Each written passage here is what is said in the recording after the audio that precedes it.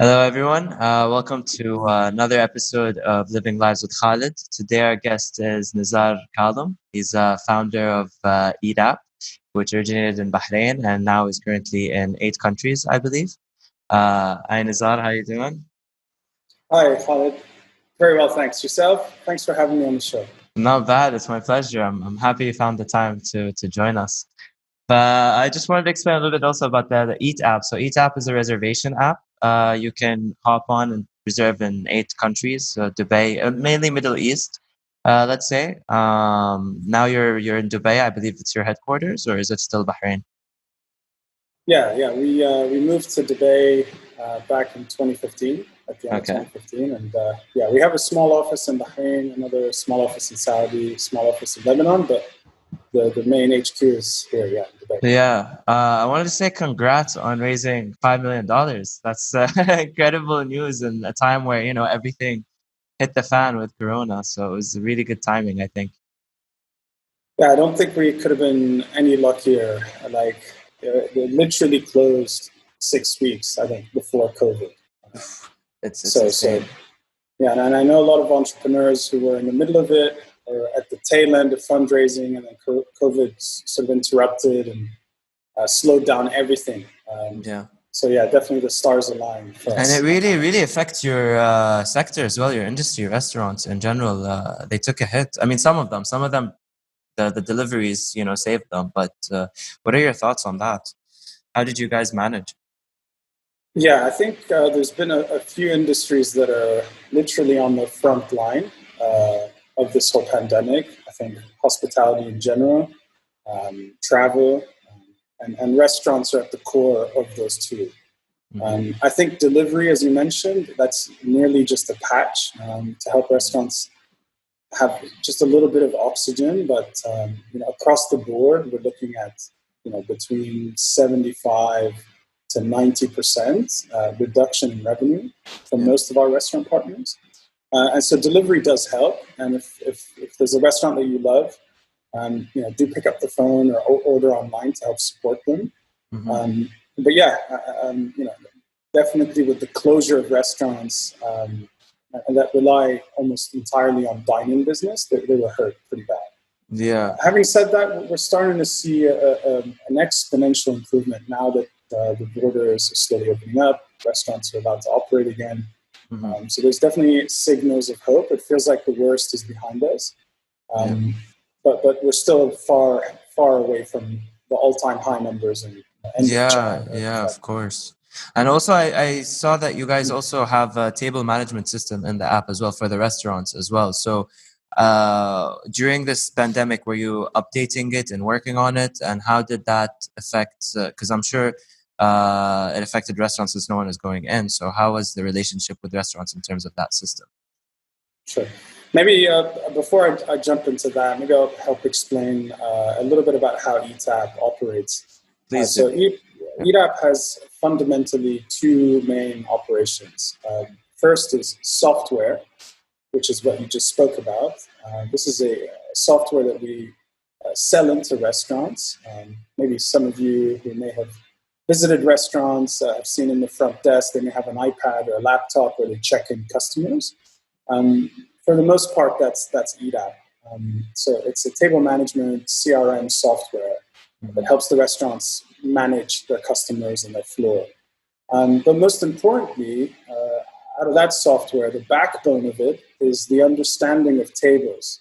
So in real time, we're able to identify which table in the restaurant is occupied, which table is available. So then we can aggregate all of those available tables um, and across all the restaurant partners that work with us and sell those tables online. And that's our second operation, effectively the online booking system, Yeah. Which the I app, tried etc. yesterday, by the way. I downloaded the app and I was messing around trying to see if how easy it is to book, and it's so easy. It was very convenient, and you can even add a note to the restaurant if you want a specific table. If you're, I liked it a lot. Thank you. Yeah, Yeah, yeah, thanks. The idea was to try to make it more seamless, easier than calling the restaurant, right? definitely Um, was. Yeah, okay, that's great. To help the restaurants be able to fill in those available tables, to help restaurants optimize and increase revenue by taking advantage of the internet. EatApp is one channel that we help the restaurants in, but we also power bookings on behalf of many other channels. So Google is one of our largest partners. So if you search for a restaurant, you may see the reserve a table button on Google, so you can book on Google. You can also book on TripAdvisor. You can also book on Zomato, as well as the restaurant's website. So basically, the back-end booking engine is EatApp, and that all funnels into the same software I spoke about earlier. So that's effectively what we do. And then to your question about what we were doing during the pandemic, there's really two ways to look at this crisis. One is to look at your business and your revenue and take it negatively, or the other is to look at this as an opportunity. At least for us as a business, we've been scaling nonstop for the last several years, and never have we had the chance to say, okay, well, the music just stopped playing. What are some of the inefficiencies in the business that we haven't looked at in the past? What are some areas in the business that we can exponentially improve by just training or switching out systems to help us grow in the future? So we spent a lot of time during this downturn to really try to, improve the business, reflect, like you said, and be prepared for what's next. I think rarely in a business's life cycle do you have the opportunity to just take a step back and work on things you normally don't have time to do. So we spent a lot of our time doing that. But before we know it, restaurants are opening again and we're back in business. So Yeah. It felt really long, but at the same time, super, super quick. But on the note you said, in our business as well, it was because mainly we do airlines and restaurants as well. So we do a lot of supplies for them. And so everything came to a halt. So it was a very good opportunity for us to improve efficiencies in terms of logistics, in terms of softwares, in terms of, figure out our branding as well, where we stand, where we're going to go moving forward. So I think it really is, like you said, a perspective. It's in the end of the day, you could take it as it is, or you could take it. And I'm a firm believer that everything's happening for you, never against you. And so what is the benefit that you can come out of this, terrible situation that you're in? And I hope people change their mentality. Yeah, no, I feel like people also have changed a lot during this pandemic because they had a lot of time to spend and reflect and think about. Even as a consumer, I feel like you've become more conscious of what you're consuming because you've spent 2 months not doing it. At least that happened to me, So I realized, I spend X amount in this sector, X in this. Maybe I should try to, figure out my shit better because now I have a better understanding, So I think I wonder how long this shift or this change in the mindset will last because people tend to go back to their normal cycles, So do you have any thoughts on that? Yeah, I think in general, when there's such an aggressive shakeup, it changes the direction and the velocity of many things. To bring an example, say the shakeup in the U.S. right now, right? Yeah. And I relate the same thing to the COVID situation. It seems extreme, it seems excessive, but maybe sometimes these are the necessary actions that are required to make real change, permanent change, and in many cases, change for the better. And so similarly, as you said, COVID for us as a business, I'll give you an example, right? As a business, we had, you haven't visited our offices in UAE, but we have 2 floors in the building. One of the floors is mostly marketing, sales, account management, finance, support, etc. And then we have another floor full of engineers. And so due to COVID, we had, everybody started working from home. And it was an extreme change overnight. We went from operating together in this one space, literally to not seeing each other. And it has an effect on the team as well, because you're used to seeing everyone and bouncing ideas, especially if he's right next door to you. You just get up and go, hey, what do you think of this? So exactly. Definitely changes it. It did. It did.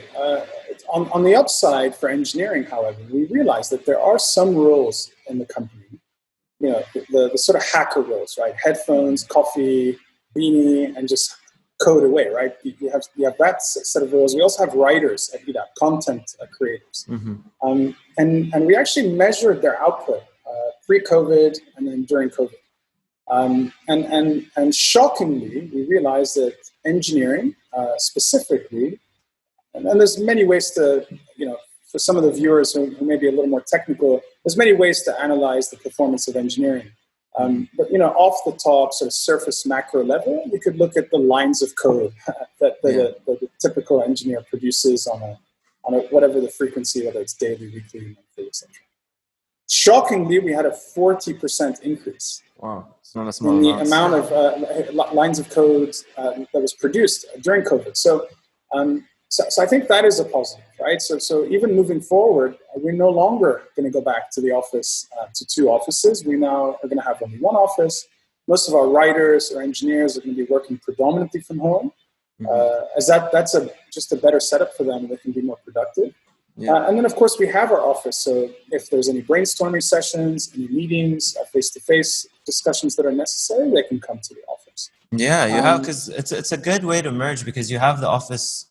That's one. And even if you didn't as a business and you notice the productivity, you can always rent out those spaces like WeWork and whatnot. Right. They're prevalent everywhere now.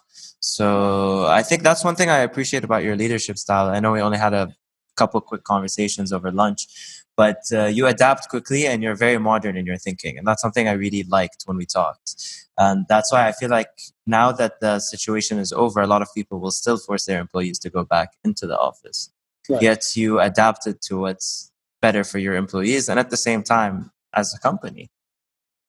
I think I think it's case by case, and you really need to think about what is it that you do as a company?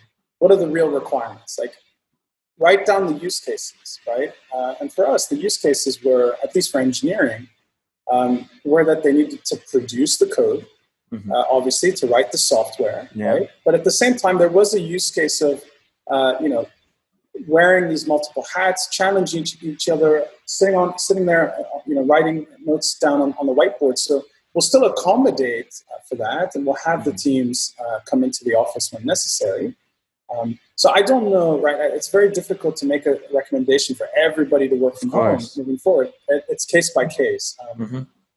But yeah, we realized that there was one use case that seemed, so out of COVID, here's one positive, right? Cost saving on the office and then increase in productivity. It's a win-win. Exactly, definitely. And what's your vision for ETAP, and where do you see yourself, let's say 5, 10, 15 years as a company and then as an individual as well?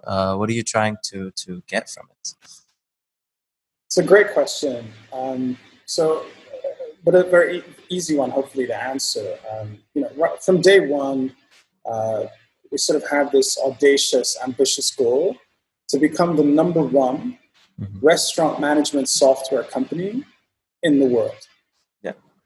Right? And that means to be able to produce and build the tooling to help our operators, the restaurant partners, succeed, increasing revenue, increasing customer retention, improving operations.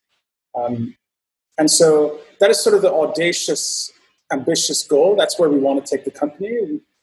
And I'm proud to say today, actually, after only 5 years of operating in the business, today ETAP is in the top 3 restaurant reservation management software providers in the world. Like, if you were to actually compare apple to apple with some of the other providers, we rank in the top 3. So we're on our way. But in order to get there, there's a sort of more immediate goal, which is the region, our sort of backyard home territory. So in order to claim sort of global leadership, you have to claim regional leadership in your home territory. So the more immediate goal for us is to be able to support our restaurant partners across the region. There's about 24,000 restaurants in the immediate regions. That's GCC plus Jordan and Lebanon. There's about 24,000 and Egypt as well. You guys had as well, no? We do have some presence in Egypt, not as much as the sort of GCC, Lebanon, and Jordan. as that's, we haven't ventured yet into North Africa, but much. I mean, we have some clients in Egypt, but for the most part here in the region. And so, yeah, we see a tremendous upside. The restaurants are underserved. Like, the amount of technology that they have available is very limited.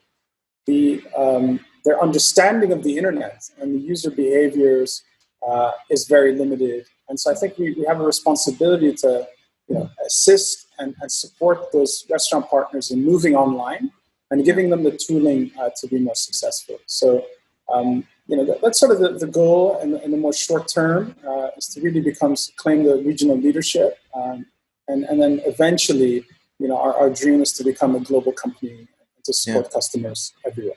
And how does that? How are you different from your competitors? Let's say like OpenTable or Zomato has a platform as well, correct? Which is funny because you mentioned that you're on Zomato and you're there, which is a great milestone given that they're actually competition as well. Yeah. So exactly. So I'll talk about those two separately. Zomato, they're a partner. They're not a competitor. Actually, they used to be a competitor. They used to have a product where they focused on table reservations on the software side and also on their app. But then they realized that in order for them to be successful, they need to focus. And that's maybe another discussion we can talk about, and I think are very important. Is that you need to have a genuine, unique edge and a selling point that's very different from everybody else. And so Zomato realized that they have their ads product and that they could do very well in delivery. And so they sort of invested in those two spaces. And then every other vertical, like table reservations, could be achieved using some sort of partnership. So we stepped in, we spoke to their founder, and we agreed that we would be able to power bookings for them here in the region. And so Zomato is a partner today. They're not a Amazing. OpenTable, yes, they obviously are a competitor. Less so active though here in the region. They don't have any offices, or they're not really present. They have some customers that are managed from the EMEA office in London. So I'd say they're not really a competitor because we don't go head to head with them on every customer. However, of course, come the day that we begin to sort of venture into various other territories that maybe OpenTable does exist, and that's a whole other discussion. But I'd say that eTap and OpenTable in terms of product offering and positioning are very, very similar. Very similar. So one of the strategies we're looking at is how can we compete on the software end? Like, how can we continue to evolve that offering to make it more superior compared to any other software provider? And are there any non-confidential advancements that you guys are looking at or features to add? No, I wouldn't say there's any sort of anything confidential. Everything will be public. We're looking a lot more into this whole direct-to-consumer D2C model, where we want to help the restaurants that are really complaining about the aggregators. I don't know if you've seen this in the news recently, but they're sort of creating a consortium to go against the likes of Deliveroo, Uber Eats, Talabat, etc., because they feel like 30% commission is too hefty, especially during coronavirus. So one of the big projects we're working on is direct to consumer, to give the restaurants the tooling so that they can themselves take online orders, accept sort of delivery on their own channels without having to rely on the aggregators and pay 30%. So we're trying to help the restaurants be, again, it's in line with our vision, right? Help restaurants succeed online. Of course. So one of the things we're doing outside the reservation space, it's the first time we've done this, to venture into the delivery space, but go through the restaurant. So it's more like a B2B2C approach, where we give the restaurants the tooling, then they help their customers the support. That's incredible, especially with the increase in deliveries, and now you're about to also go into Saudi or invest heavily in Saudi. from what I believe, right? Yes, absolutely. And how? What's your outlook on that? Because it's definitely an increasing, growing market in terms of food. COVID definitely halted it, I think, and it shocked a lot of restaurants because I think there were so many upcoming ones and so many ones that just opened up, especially even here in Dubai. And all of a sudden, Corona hits, you closed, you didn't have a business model that was necessarily sustainable. So you're seeing so many shut down. Do you think that's going to affect the growth in the long term? Do you think the restaurants are going to learn? How do you think this is going to affect the future of the restaurant business, especially in Saudi as well? Yeah, I think macro level, COVID aside, I think Saudi had a very bright future when it came to hospitality, with the borders opening, a lot of investments in entertainment, with the support of the government. So, over the course of the last 1 year, the amount of, best-in-class hospitality brands that were opening branches in Saudi was impressive, right? It almost mirrored like what happened in Dubai in the earlier days. It was almost identical. So I think Saudi has a very bright future, even post-COVID. I think there's going to be sort of a recovery, hopefully a strong one, and a bright future for Saudi. And I will mention this is like, you always want to look at the reliance on your local population, right? And I think one of the things we saw in the UAE was that the economy, hospitality specifically, is heavily reliant on foreigners, right? With the influx of tourists and travelers and all the conferences and the exhibitions that happen in the UAE, like, it generates foot traffic, right? And so the economy was highly reliant on it.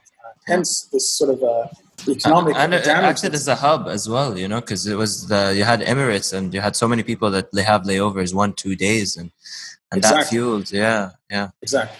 Whereas in Saudi, actually, like there is a pretty strong local population, like locals, like people who, COVID or no COVID, they live there, right?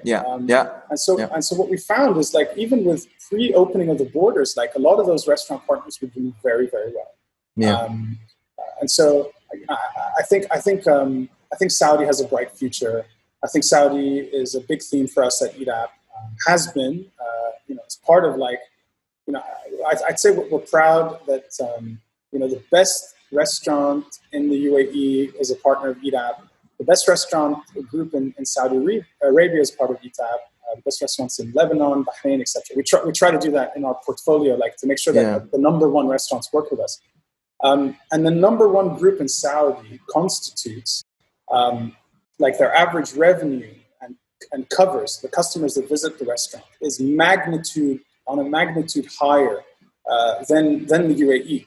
So it just comes to show you the potential of what can happen in Saudi. So it's of course, and the population is way bigger as well. You can't compare the two, especially when you go into Dubai. It's I mean, the most money generation, I would assume, is Dubai, more than Abu Dhabi and Sharjah or Adman and all these other Emirates. But Saudi, you have Jeddah, you have Riyadh, you have Sharjah, you have so many different, and there's 30 million people, so it's a whole different ball game, Exactly, that's right. Yeah, no, it's great. So how do you also protect the data of your clients? And do you also integrate, let's say, if what works for a restaurant, do you share this information with other restaurants, or how do you use it to benefit maybe their direct competition if they're both on the platform? So how do you protect their data, and how do you at the same time use their data in order to develop the entire industry as a whole, or advance it, let's say? So just off the bat, data's it's the single most important asset to the restaurant. They could argue otherwise, but the data, the customer data, the visit statistics, the POS data, etc. It's inherently important across the board. So we make it 100% transparent. The data belongs to the restaurant. Does not authorize us to do anything with the data, share it, sell it, etc. We don't do any of that, and that would be a suicide note to EDAP if we ever did that to a single restaurant, because then nobody would trust us and work with us. So we treat data very, very seriously, and we've built best-in-class technologies and security protocols around data to make sure that none of that ever becomes a risk. As to your second point, like, how do we assist restaurants and how does that sort of carry over to other restaurants? We also make that very transparent from day one, is that, each app as a product is highly customizable to the restaurant's needs. Okay, so it's not an off-the-rack plug-and-play solution. We're consultants almost. So we come into the restaurant, we look at their challenges, we look at their pain points, we look at their goals and plans, and we sort of customize the solution to accommodate to those goals and plans. And then alongside that, we learn, right? I mean, I can't tell you the amount of hours we spent on the ground, in the trenches with the restaurants, whether it's weekends, just sitting there at the reception desk, looking at customer inflows, studying how the dynamics of the interactions between customers and the restaurants and the waiters and the tables. And we take that feedback and we have sort of a framework where we plug in all that feedback on a continuous basis. All the different types of feedback, whether it's customer tickets or like complaints, bugs, or qualitative feedback on the field, and then that sort of feeds into our product roadmap. And so that's how we build and design our products. It's entirely based on the data we get from restaurants and the feedback we get from them. Yeah. And so the upside is, if you're a restaurant, you give us this feedback, we'll build it, and then it's going to be available to the thousands of other restaurants that work with us. Yeah. And so every restaurant benefits, right? If you help us design a feature, it's going to be available for everybody else. But if your other competitor helps us design a feature, that's also going to be available to you. Yeah. And I like that thing also where you had, if you have a reoccurring customer, let's say I book a restaurant 15, 20 times or something, I get some sort of credit from the restaurant, which previously was unheard of because there are restaurants where I would go to them 50, 80 times. I would probably not even be recognized. And now you have this recognition for the consumer. So you added value not only to the restaurant because you pinpointed the loyal ones, but to the end consumer as well, who's eating the food. Yeah. I think the CRM piece has been ignored for too long, and so it's important that as a company we understand the pain points and the challenges of the restaurants, and we build software to accommodate to the restaurants. Yeah. But equally, we have a responsibility to make sure that the restaurants also operate like a startup. Like, how do we take decisions as a startup? How do we treat our customers as a startup? How do we design our CRM as a startup? And it's this really interesting intersection between hospitality and technology. It's this like perfect marriage. And if you can create sort of a molding that works, I think that could be very, very powerful. So in the near future. You just reminded me of this Japanese, I forget what the word was, but it's a saying where approach everything you do as a beginner, no matter how many times you've done it. And even though if you've done it for 10, 15 years, approach it as if you're learning everything from day one, as if it's your beginning. And that way, I think what you said also links to it, because not only will you be excited about it, but you'll learn new things. And you won't skip and use shortcuts. So you'll actually even understand it more. And when you use it, apply it to the way you said it as well. If you're approaching everyone as if it's your first customer, as if it's your beginning, then you're going to provide so much value to your end consumer, because that's the end, client is king. And I like that a lot. Yeah. No, it's cool. Yeah, I think there's this tremendous upside. And the internet as a business is only proving to be a domain that many could argue is saturated already. You have all sorts of different marketplaces, but I think we're just at the beginning.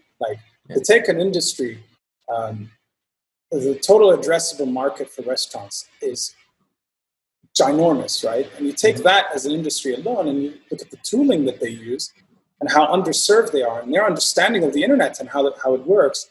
Just comes to show you that there's so much more to be done. And the market's continuously evolving as well, and technology is being, changing the entire fields. I mean, now you have robots in the kitchen as well. Yeah. So everything is changing in dynamics. You can't ever just be comfortable and be like, oh, now we know everything. And if it ain't broke, don't fix it. It's not a good mentality to have, because there's just so much change. Then you'll end up like Xerox or Nokia or, one of these big guys. Yeah, no one wants to do that. It's so important. I can't stress the importance of never get comfortable. Yeah. Like, don't get comfortable, because next day there's going to be a new shiny product by some other shiny young entrepreneur. So like, one of the things we almost religiously do at ETAP is focus on the customer. Like I personally, as CEO, make sure that in my calendar on a weekly basis, I have FaceTime with our customers, listening to their issues, visiting them on the ground, visiting restaurants, talking to the hostesses, checking on the software, like having the pulse, understanding the pulse of your industry, and never letting that go, right?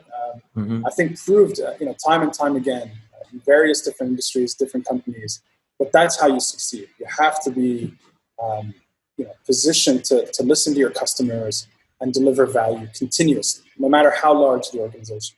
Of course. And also it sets an example for everyone working with you. If the CEO himself and others are going onto the ground and checking on the customers and checking on small details, and they feel like they're a part of something and bigger, and at the same time they feel like you actually do care about their work rather than them being just a number on the sheet, For sure.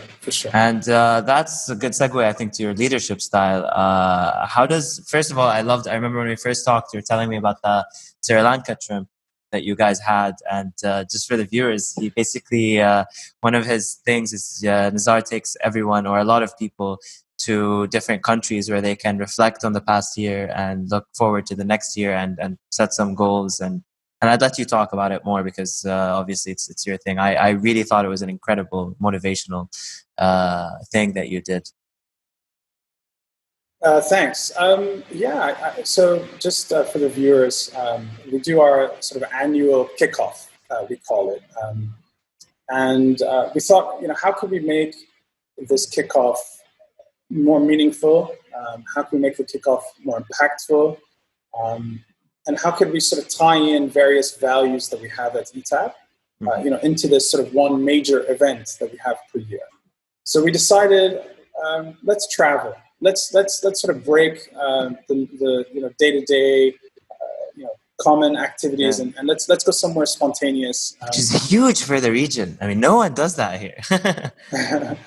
Yeah. There's very, very few companies. Some companies will go to Fujairah or Ras Al Khaimah or whatever. Or like go to Bahrain or like very close, like not like out of the box. Let's go to Sri Lanka. Like, what? Yeah. So I will say this, the first impression people get is like, whoa, like how much money do you guys have? Like you guys are just blowing money, right? Actually, no, like just like when we started the company from day one, we negotiate everything. Like in order for us to get the Sri Lanka flight, we actually call the sales team of Sri Lankan Airlines and negotiate with them a rate that's like 30% cheaper than the rate you'll find on Kayak or Skyscanner or whatever.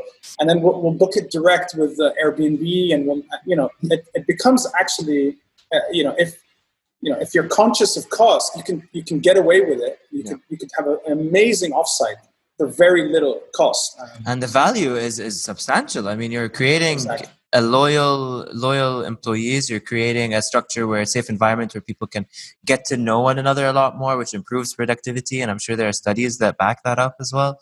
And it's a healthy place. You attract also new talents that would love to join your company because of these things. So I think the cost, you're either I feel like managers tend to be either very cost efficient or like just focusing on cost or focusing on sales. But the best way is to actually be a hybrid between both, where you can, because there's tremendous value that's not necessarily numbers, but creates a foundation that will eventually get the numbers. Because it's you're planting the seeds at the end of the day. Yeah. I'd say, I think you hit the nail on most of the core reasons why we do this trip. I want to point out maybe two that to me are very important. One is friendships. You take it, it's amazing how much changes in the dynamics of our relationships the minute that you travel with someone. Like that you spend 24 hours with someone. Like you get on a plane, you get on the bus, you go to this house, you spend all day, all night, over the course of 3-4 days with your colleagues. And by the end of it, the relationships between our coworkers is elevated by an unbelievable factor. And really, like, our goal at ETAP is to build a platform where we're almost like a family. Like we're all friends. Like at work, we're all friends. Like even during COVID, like sometimes we'll do these weekly meetings, and I'll see like coworkers are at other coworkers' house. They'll just go there to work together without even us instructing them. Like they're genuinely friends, right? So I think that's one very important thing. Like ideally, your workplace would be a place that you feel really good about, and you want to go. You wake up motivated to go to work. That's number one. Number two is accountability. The fact that we have this trip. I don't know if there's an opportunity to share photos here, but the fact that you go on this trip and you have to stand there in front of all of your colleagues and discuss all of the results from the previous year and present your plans for the following year. And people remember these things. Like people remember, like, hey, David or Ryan, I remember you guys, mentioned this audacious goal at the end of the year. The next year, when they come back up, they say, well, these were the slides from last year. This is what we said we would do. This is what we actually did. And it builds this culture of accountability and ownership that I think is really important. Definitely. For every team. Yeah, sorry to interrupt you, but please share pictures. You can share screen. I think it's still recorded. So if you have some, go for it. Okay. I'll see if I can do that maybe following the call, or I'll share some images with you. I think it's really cool. We do all the presentations in front of the beach, and it's really cool. But it's again the sort of cost benefit. Like this is the benefit, this is the cost.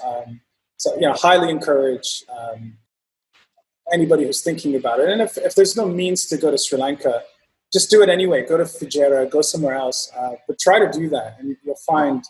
And not just a one night, not just like a quick one night thing. At least stay 2 days, 3 days, so that people can actually reap the benefit. Exactly. If you tell me you should do it for a day or 3 days, I would say either 3 days or don't do it. Don't even go for a day. Like why? Then it's just a cost because everything's in a hurry, and they're not really cultivating those relationships that you talked about earlier. But one thing I also loved about ETAP is how you guys have your YouTube videos explaining your table management systems. I watched a couple of them and I was like, okay, that's cool. I mean, I don't own a restaurant, but it's cool if I was and I wasn't working with you, at least I see that you care so much that you're already putting the tutorials, even though I don't have it. So I understand what I'm going to be seeing when I start talking to you, which I thought was really cool and innovative. And then to have a YouTube channel just about it, it's cool. Yeah, there's a lot of metrics around consumption of video and the sort of the outcomes of consumption of video versus the consumption of written content. So we find that by producing these tutorials and help videos, and every time a restaurant hits a wall, I don't know how to customize my floor plan, or I don't know how to send an SMS confirmation, or various other things. Instead of sending them an article on how they could change that, we could just send them a video, and then it's a lot easier to consume it as content. So we see video as a very powerful medium for sure. Definitely, and they don't have to immediately contact you for everything. They can just go, all right, let me check out their YouTube. Maybe they covered it in one of their videos. So it's super also effective in terms of saving time and fixing the problems with it. Yeah, we try to invest in support as much as we can. We find that, obviously if you acquire a restaurant or a restaurant partner, it's really important for you to stay in business with that partner. You can't grow otherwise, right? If you have your hand open, you pour some sand, the sand's falling, you're not growing, right? So, definitely. So video is just one of those support mediums or pillars. And we have various other ones. So we've invested in a tool called Intercom, that allows the restaurants to get in touch with us 24/7 directly to their sort of point of contact in the company. So it creates a very seamless and frictionless medium between the restaurants and ETAP. And we find that if you can support your partners and be present and you care, it really makes a difference. A lot of times our competitors will come to our restaurant partners and say, hey, we have this other product, etc. But because of that support platform, I think a lot of restaurants decided to stay with us and continue working with us. So support's very key. Sure. Yeah. You're there. You become their spine, which is crucial part of the body. Exactly. It's I wanted to ask you about your, because apps are becoming a lot more prevalent in the Middle East. There are so many that are popping up, and the previous fear of using apps and putting credit cards online and whatnot with the elder generation Arabs is starting to change very quickly. I was wondering, because the biggest aspect of an app's success is scalability. And you do have a limited population compared to other regions in the world. And the only $1 billion app that has come out of the region is Kareem so far. So what do you think of in terms of the future for the market in terms of growth to becoming $1 billion companies? Is it achievable in this region alone, or do you have to rely on going global? And how do you see should there be future investments from, for example, let's say the government, or should it be from the private in this sector to promote and accelerate the growth of these apps? What are your thoughts on that? Yeah, I want to say that the billion number, in our space, that's the unicorn number. Like once you make it to the billion mark, you become a unicorn. I really don't want to discount the companies that have managed to reach 100 million revenue and above. And there's a bunch of those companies. Of course. And that's a great, fantastic achievement, right, for any entrepreneur. So I tend to have conflicts with the concept of every entrepreneur must build a unicorn. And is there an addressable market in the region to build $100 million companies? Absolutely. And it's happening left, right, and center. I think the region is very quickly changing in terms of the support infrastructure that's available to entrepreneurs. When we first started back in 2014, 2015, there was very little in terms of VCs, events. The ecosystem was so small, and if you compare that time to now, I was just at Step conference just before COVID, or right at the beginning of COVID, actually. It's tremendous, the amount of VCs that are available in the region, the various startups, the various incubators, etc. So definitely it's an exciting time for any entrepreneur venturing into sort of the app or internet space. And time again, people are proving that they can build scalable 100 million plus companies. So I definitely don't want to discourage anyone from venturing into this space. Although I don't know if we plan to get into that, but I'd love to maybe talk about the very early stages of starting a company, because Sorry, go ahead. No, I was going to say, please, that was one of the topics I wanted to discuss as well. So I was going to say, like, starting, reaching the $1 billion mark means you got to get 100 million mark. 100 million means you got to be at 50 or 10 or 5 or 1, all the way down to like you got to get started, right? Like that's you need to start, otherwise you'll get nowhere. So, one of the very frequently asked questions or repeated topics that I find in the space from people who are just starting out typically is around, how should we get it's not easy to raise, 100K or 500K or $1 million to get an idea off the ground. And so maybe I'd like to share EDAP's story, like how did we start and how that worked out for us, in hopes that maybe some of the viewers will take that as an example to replicate and try this on their own. So I was exactly in the same boat. I was like, but I need about $100,000 to be able to build out the first table management software, and then build out the app so that people can book online, and to begin to hire a sales team. Like that's what's needed to start, right? Yeah. And our first investor, and I'll name him. His name's Hassan Haider. He used to be the CEO of Tenmu, which was one of the first business angels in the region. He's now a founding partner at 500 startups. They're number one in the region in terms of number of tickets and investments made in various startups. So he's definitely become a legend in this space. So he taught me a very important lesson in the very early days. He said, look, we're not going to give you any money. I was like, how so? He's like, well, first just prove that, that there's a need for the business. Show us the data, and then we can have a discussion. So I was like, all right. came across the concept of a minimum viable product, an MVP. And in our space, it's like, yeah, man, I have to sign all these restaurants, right? To be able to list them on the platform to get people to. And then it turns out that you don't even have to do that, right? So I contacted a friend of mine who builds like very basic HTML websites. I was like, man, could you help me design a website, okay, that has like 30 restaurants on there? And we'll populate the restaurants with some basic information like the name, the cuisine, the price, a description, etc. And then we'll put a book now button on there. And then we'll add some time, date, and number of people pickers. And then people can hit confirm. And then just like, let's fake that it's a confirmed booking. Mm-hmm. Okay, let's just try that. Let's just like build out a user journey and see if that works. So we sat there together for about 6 hours at my mom's house. I was living in my mom's house at the time, in my bedroom, and we like for 6 hours we put together this website, right? Yeah. And I had a list of restaurants, a profile page for the restaurants, and a confirmation booking screen if you were to make a booking. And then I went on my Facebook and I said, hey guys, I'm launching this new thing. Check it out. We just launched today. And I put a link to the site. And I remember we invested like $50 on ads from Facebook to bring people to the site. Okay. And then other friends were supportive. They're like, hey, my other friend built the site, and it kind of went viral. Like tens of friends like reposted it.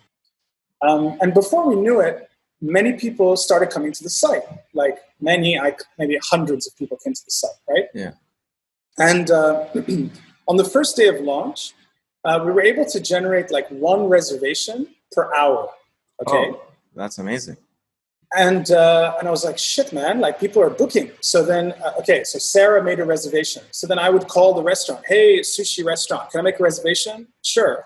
For Sarah, this phone number. Hang up the phone. An hour later, some other person calls or makes a booking for a steakhouse. So I call up the steakhouse, say, hey, my name is Sinam or whatever, and make the reservation. Over some time, like the restaurant's like, who are you? It's the same phone number calling us over and over again. Reservation. I'm like, just take the booking. And then I think about 3 or 4 days later, we closed the platform because we found some issues. Restaurants knew what we were up to, and so then we just shut down the platform. So then, again, it's cost zero money. It took us about 6 hours. It cost us maybe $50, right, to do the ads to Facebook. But everybody has that, right? Yeah. And then we were able to take that data, right, to show that, okay, this many people came to the platform. People seem to trust the internet to make restaurant reservations. And then we took that to the investor, and he was like, okay, so that's interesting. So now you've proven that there's a need. Now we can fund you guys. And that's how we raised our first 100K. So we raised 100K, and then the story goes on from there. But anybody can do that first step, and everybody can prove that.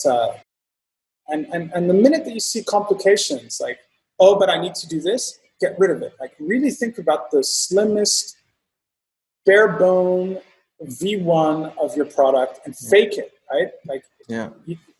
Many just do it. Just do it. Just get out there, launch this thing. And if it doesn't pick up, because imagine if you reverse that situation. Imagine we raised the 100K first. Yeah. We spent 6 months building this restaurant website to book tables. We spent 6 months signing 30 restaurants, and then we launched. And what happens if nobody books? Then you just wasted 6 months and 100K. All your time, yeah. And so also, just by reversing the process, you could, You could figure it out. That's awesome. No, that's great because you walked the walk immediately rather than just, oh, I know there's a need, and there's a gap. And there are a lot of ideas where there are gaps, and I think it's on a case-to-case basis. Some of them require just a leap immediately. But I think there is always a way to prove that need if it's actually there, because the gap exists, and therefore you can easily verify its existence. And I think it's cool that you immediately did it from your mom's house in your own room. Like it's a cool story origin. And this leads me to the next segment. I would like to talk about you as an individual, how you grew up, so a little bit about you. I mean, we both grew up in Bahrain, which is really cool. And what was your school life like, and how did your friends first react to you starting this, and where are you now? How have you evolved? And some things about you, so they can know who is Nezar. Sure. Yeah, so I think it's a very good question, and I think maybe the best way to address this is like, I think looking back, everything makes sense. It's like all the pieces feed into the next chapter, and then I'm here today due to all of those various experiences. To rewind to the very beginning, yes, born and raised in Bahrain, spent about 18 years of my life there. Went to middle school, high school. Were you studious in school, or were you like, didn't give a shit, did you? Not really. I mean, I did the bare bone to make sure that my parents weren't pissed, but I definitely didn't impress my parents in terms of grades. So, and I spent, I think, a large portion of my high school years like socializing. And I have an older brother who's about 2.5 years older than I, and I think that was really, really helpful because immediately it put me in a cohort of people who were older than I, and it gave me that experience of being around people slightly older, more mature. So I think that accelerated my development and mentality towards being in a different social setting. And it's never too late, by the way, because when I moved to Dubai, for the first time, some of my best friends are in their 50s now, and 40s, and our age as well. So it's just having that presence of people that are older around you really accelerates your growth, and they've already done so much in their industries at that age that there's so much to learn, and at the same time they're learning from you because you're the new blood as well, and it's cool. If anyone's listening, I think you should befriend anyone of all ages. It's just surround yourself by people you want to become, and at the same time that inspire you and want what's good for you in the end of the day, because they've got nothing to lose, by having you around. So I think that is crucial. Having an older brother, you got accustomed to it a lot earlier than I did, but for me it was one of the biggest game changers of my life, to be honest. Yeah, I generally, you mentioned one thing, like surround yourself with people that you want to be, or you want to aspire to or be like. I almost think of it like a math equation. If you hang out with 5 people, then you become the average of those 5 people. Like you consume about 20% from person A, person B, person C, person D, person E, and that is who you become. So if you surround yourself with forward-thinking, inspiring individuals who are best in class in what they do, and ultimately you feed off of them, you learn from them, right? And they feed off of you. Versus the inverse of that, if you surround yourself with people who put you down, who have no sort of inspirations, aren't ambitious, etc., that'll pull you down, right? So it's critical that you figure out who your average, who like if you're going to be the average of some individuals, who those individuals should be, and that becomes a interesting exercise. So after Bahrain, I think the biggest sort of life-changing, experience was moving to California. So I moved to California when I was 18. So right after high school, moved to San Francisco. This was in 2006 to 2010. So I spent about 4 years in San Francisco. And I think that's really when everything changed, because for 2 reasons. First, it's an incredible city. Perhaps so the most beautiful and advanced, and the people. It's a great place.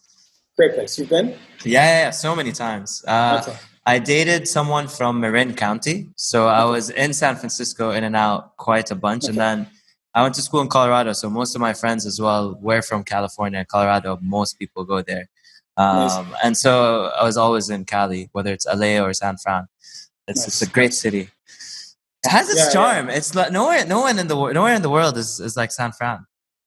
I don't think. It's just like the vibe, the culture, the houses, the colors of the houses, even like it's just a strange place. Yeah, it's cool. It's cool. Yeah. So that was a very interesting angle. I mean, the city itself and the dynamics and the people. And at the same time, I was in university, and like every other friend of mine, like a year or 2 years, I was like, hey, I'm dropping out. I'm like, where are you going? He's like, oh, I'm joining some startup in Silicon Valley that's doing this one thing. Or, hey, I'm doing this other startup. Do you mind like signing up and giving me some feedback, etc.? And some of them, like during university, were raising money and like building out these companies. I'm like, what the? How is this even possible, right? And so just like open my perspective to, hey, anybody can do anything, right? And so that was a life-changing sort of experience, because after that I was like, I'm not doing anything but starting a company, and I'm doing nothing but the internet. And so that's sort of what seeded this idea. And then to sort of further strengthen my probability of success, I said, okay, well, why don't I take a program designed to help teach me how to start companies? So that was my master's degree. So after I graduated, I did about a year. What uni did you go to in Cali? I went to San Francisco State University. Okay. And then I went to Babson College for my master's degree. That was on the East Coast, in Boston. Okay. And that was a really interesting experience. So Babson's like a heavy in entrepreneurship institute. They focus on entrepreneurial education. So, spent about a year, lived in France and China and the US. So did about 4 to 5 months in France, 4-ish months in China, and then another 4 months. So was a part of the program, or? Yeah, it was part of the program. Yeah. Whereabouts in China? Shanghai? Yeah, very close to Shanghai. It's a little town called Hangzhou. I've been to Hangzhou. Oh, that's cool. Yeah, I spend a lot of time in China. I go cool. Mostly southern, all the south. I've been to like Guangzhou, Shanghai, Ningbo, awesome. Shenzhen, all of these. So it's a cool place. Yeah. Very, very, very interesting. It's a different dimension. Dimension. We can have a whole other hour talking about China. But yeah, I mean, just to sort of fast forward till today, after the program, I moved to France. And there was like an entrepreneurship visa program. Like if you wanted to start a company in France, you could apply. I applied. I got accepted. Moved to France with nothing, no money, very, very little. And then we sort of started a company with a friend of mine, who's still one of my best friends, for about 2 years. And that's really where we learned everything we took from our master's degree to exercise in the real world. Every single failure you could imagine we had in those 2 years. And then I sort of had this epiphany. I'm like, I think I'm equipped with the knowledge to start companies. I don't know. I'm still pretty young. I was 23, 24 at the time. And I was like, yeah, maybe it's time to move back to the region. It seems like a bunch of companies are raising a lot of money. There seems like a lot of technology gaps that we can fill. And that's sort of in 2014, moved back to the region, and the sort of the story of ETAP happened then. Yeah. And now 5 years later, it's raised 7 million, thousands of restaurants and everything. So, but yeah, I mean, I think it's sort of looking back, everything sort of feeds on to the next. Like if there was no Bahrain, I don't think I would have, been to San Francisco, or if there wasn't San Francisco, I wouldn't have even thought about starting a company, etc. So. Yeah, a little bit about there's this one quote. I want to remember it. I'm gonna rephrase it because I don't remember the exact quote, but basically it goes: "Failure is not durable," and so failure does not necessarily mean that it's gonna be a failure for the rest of its life. Mm-hmm. And the example was it was one of the directors, one of the famous directors. I forget his name now, Rodriguez. He directed Machete, he directed Spy Kids, he directed a bunch of movies. So basically, I think it was Clint Eastwood. He came up to him and he's like, yo, let's make this movie. There'll be four different directors and 4 different rooms. And we're going to do all these things and whatnot. It was a big failure. Everything was terrible. The movie flopped. The directors didn't know what the other directors was doing. It didn't look great. And from that movie, he developed Spy Kids because of the people that they hired, because they were in tux. because it was supposed to be New Year's. So then he's like, oh, they look really cool together. What if they were spies? And that's how Spy Kids came to be. And then at the same time, Sin City was also born of that, because he thought about it, so many different things. So literally, this failure of a movie was never durable, because it wasn't a failure through his life, because it was a very defining moment that led to two successes. So regardless where you are, and I think that's also one thing. I said this in a different podcast as well. عسى أن تكرهوا شيئا وهو خير لكم, right? So don't be wary of of hating something that's to your benefit. Especially like failures, you never understand the circumstances from that quote unquote failure is yet to come. You don't know what's going to happen in a week, in a month, in a year, in 2, in 5. So I think it's such a valuable thing to be able to accept and trust that this is happening for you, and within 5 years' time, you're going to actually reap the benefits of this failure. I would like to say more like lessons, like you said. I think they're very important. People don't go through that experience. The trajectory is too slow. It becomes linear, right? With failures, it's exponential, right? You can, and it's back to like the first thing we talked about. These major shakeups in your life. In your surroundings. I mean, these are the things that create change, and change is good, right? Change is always good, I think. I'm a huge believer in change, which is why I've lived in so many places, and I like to move on. And also, it's new beginnings. That's what change means, You're starting, but you're not starting as a completely fresh slate, because you have all this previous experience that you've had. So you're just this. It's incredible. I love change. But what do you have to, because the Bahrain now, I think there's a development of a culture that's starting to become more active, starting to start different apps and different I have another podcast as well lined up with one of my high school classmates. He started Dictori. I don't know if you've heard of it, the app. It's basically online consultations. And so it's very nice to see people finally starting to start grabbing the ball and running. But there are still, like, laziness is a very prevalent, unfortunately, beast in our region, with a lot of people, especially growing up. And I feel like in comparison to other regions, of course, not everywhere in the world, but high school, the environment there promotes growth and promotes you to pick up different sports and promotes different languages and different. Yet here in our region, at least in my experience, we didn't have that. And so I was wondering what advice you'd have to the next generation, the upcoming ones, and what your thoughts are on how we can shift from this laziness to proactivity, and rather than reactive, again, become proactive. And it's already happening. How can we accelerate and build on that? It's a very good question. And I think that it requires a two-sided approach. Mm-hmm.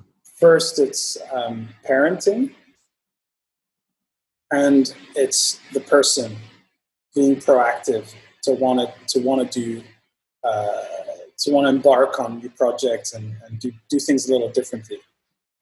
So within parenting, you have various family offices, and I'm not saying this is wrong, by the way. In many cases, this is the right thing to do. You trust your children, and you put them in a position where they're taking leadership positions and managerial roles, and it really exponentially helps them. By the way, I don't know if you know, that's what I did. Okay, so I mean, it's great. I think So I think there's no harm in that, and I think that. But it comes down to parenting, right? So if you want your kid to embark on a different path, maybe create a blocker to say, I'd like you to join the family business, but maybe not yet. Maybe you need to venture and do your own thing for maybe 5 or 6 years, get the experience, then come back. So it sort of forces and nurtures the person to like embark in real world experiences and then to join. And then, of course, it's on you. Like, not everybody's designed to be an entrepreneur. Of course not. Like, if everybody was an entrepreneur, then you need to have some people who are lazy, who consume things. You need to have people who are busy, who are creating things, and that's where the marriage happens, right? Of course. But I think I guess the message to anybody who's like on the fence or considering doing something. like the journey to 1,000 miles starts with a single step, right? So you just gotta just get started, like, and know that first step isn't hard, right? Back to the story of EDAP, it's like $50 and 6 hours worth of friends' work, and off you go, right? Yeah. So I think, you know, the message is like, it's not hard. It's okay to fail. Failure is again a stepping stone to go to the next chapter. You should go for it. You should try it, and you'll never regret not trying. Right? Yeah. You're always going to regret. You're never going to regret trying. Exactly. Yeah. You're going to regret not doing it. Exactly. And you miss 100% of the shots you don't take. But also, I want to mention to the parents: be open-minded. Don't force them into a position or into an industry because you want it. You want your kid to be there. That's very selfish of you. I know you want what's best for them, but that's not at all I've seen so many talents, unfortunately, wasted or weakened because their parents force them in industries where they're not interested in them, and they already have talents. Like one of my friends could like I don't want to name names or anything, but you know, from coders to musicians to that were just, you know, forced to conform because their parents were like, no, this is what you have to do. And it's sometimes it's scary to defy them. It's difficult as well. You know, they're your parents. So be more open-minded. I think that's something is very crucial. And I agree with what you said in terms of putting a block. For me, it was kind of the opposite because I wanted to work in the States and I got jobs. And my dad's like, no, we need you here. You should come. Da, da, da, da.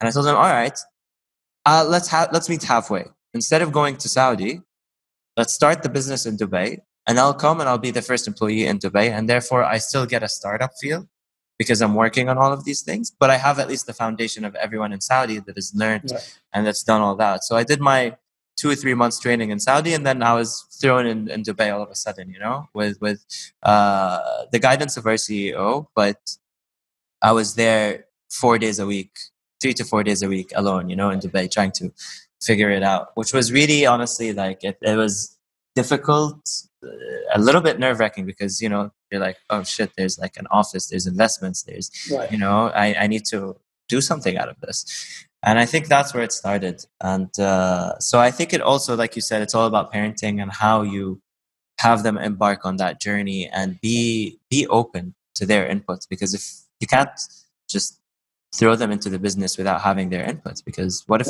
they're not happy? At the end of the day, I think that's what matters, because if you're happy, then you'll be also more productive, and more productive means your business will thrive. My dad always told me, he's like, you're my son, but don't think I'm going to hand you the company because you're my son. You have to want to do it. Otherwise, why would I give you this company?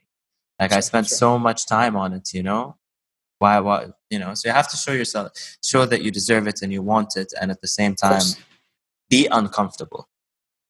Yeah. And I think what you're doing with the podcast and various other, you know, organizations that are glorifying entrepreneurs, that are pushing entrepreneurs onto the main stage, that are educating parents and future entrepreneurs as well. I think that also creates a change in mindset, right? You said, you can't code or produce music. You have to be a banker, or you have to, you know, and so. By glorifying these roles and really showing that they're, you know, it's a meaningful lifestyle and it creates a lot of value. I think parents, you know, will have that change in mindset, and it's been happening. Like I could tell you, like when I went to university, when I applied as an accountant, like I had an accounting degree, like originally. Yeah. But then over the course of time, my mom started to see, you know, various other entrepreneurs, and you know, and it was a progressive. It wasn't like an overnight change. It took a very long time. But now she's like, okay, well, I respect what you're doing. And that's sort of ingrained in the family. My brother started a company, etc. So, and by the way, like you said also earlier, you don't have to be an entrepreneur. You can also do what you want, you know, if it's and let them thrive, because if work doesn't feel like work, that's where they'll thrive. Even if they're not entrepreneurs, if they're engineers, if they're into coding, if they're into whatever it is, you know. I think it's very important for us to create that culture in the region of letting the child decide where they want to focus and what they want to grow, rather than forcing it upon them. You know, and I think that's very crucial. So what are some of your goals in life with in relation to ETAP and then after ETAP? Is there going to be an after? I'm assuming it won't be your last venture, given that you already started a company in France and did all these things. I think that eventually there will be ETAP and XYZ. So do you have any interests, or are you thinking that far yet, or are you just solely focusing on ETAP? What are your takes on that? I think that the longer time you spend within any subject matter, you start to uncover a map. Mm-hmm. At the beginning, the map is very blurry. It's like, you kind of know how things operate on one side, but on the other side, it's very blurry. But over time, the map becomes clearer and clearer and clearer. Mm-hmm. And so one of the, and I relate back, I graduated in 2010. So it's been 10 years almost that I've been in this sort of entrepreneurial ecosystem and trying to build different companies. Yeah, sure, industries are different and the different projects. But, I think 10 years down the line, I've uncovered this map that's allowed me to navigate and move much faster in this sort of subject matter, which is startups, internet, etc.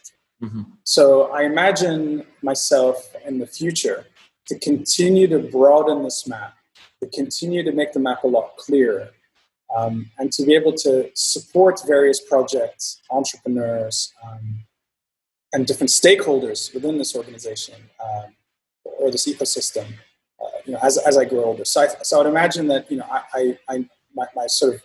my goal is to be able to grow EDAP and to maybe post $100 million in valuation. That's like a personal goal of mine.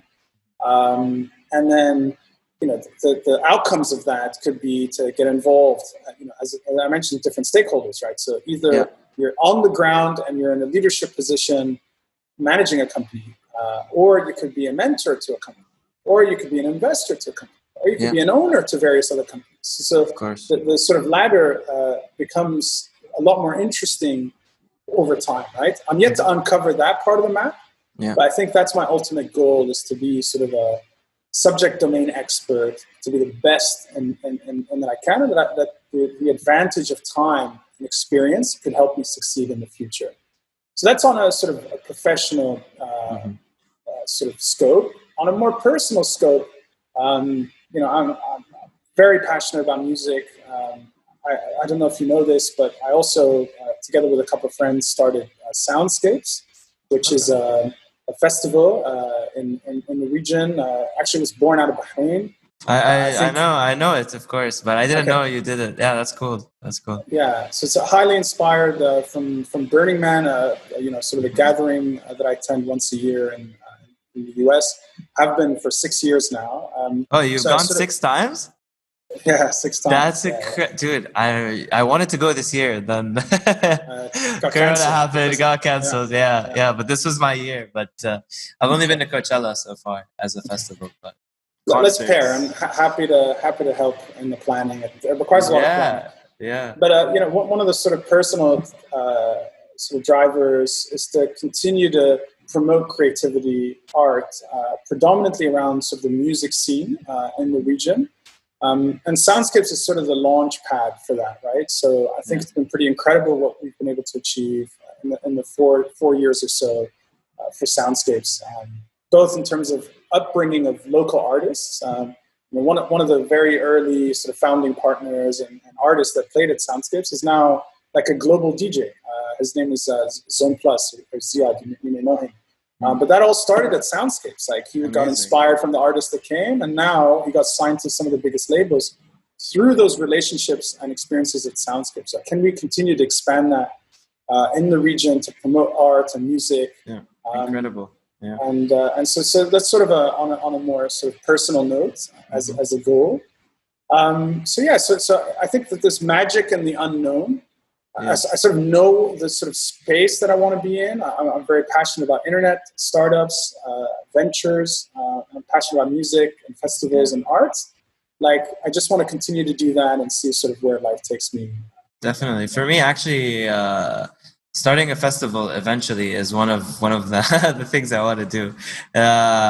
Festivals and also education. I want to eventually have create my own schooling system, because I think the modern education system right now is one size fits all, and I don't think it really teaches you how to reap and make the most out of your time in life. And I think that kids also can be equipped with more complex things at a younger age rather than wait till high school to learn, derivatives and whatnot. And I just think that there are valuable lessons that you could be taken that are more important than learning cursive, for example. But so those are two things, me personally. And music, that's cool. I didn't know you did that. That's awesome. Well, that being said, thank you for joining us today. It's honestly a very, very honor to have you on the show, and it's been my pleasure to talk to you. And I hopefully we can do this again, and we can have a different episode with you as well, discussing different things. With pleasure. An honor to be here. Happy to spend the time, and my hopes is we could inspire. If there is like one entrepreneur or one DJ or one person that could venture into something due to this episode, I think we're winning. So with pleasure, happy to be here again, and thanks for taking the time. And I really appreciate you, publicizing and glorifying entrepreneurs and artists, because, like I said, like earlier, that's what's going to be necessary to help push either the parents or the people themselves. I hope so. I started it, with the goal to change mindsets and inspire. And if I don't, I'm catching up with cool people. So I'm having a good time regardless, But my hope is that at least one person will benefit from these, and then if it grows, incredible, I'll be super happy. If not, then I'll continue doing it because it's nice, it's fun, and at the same time, there's no reason if I have the time to not do it. So, anyways, thank you again. All right.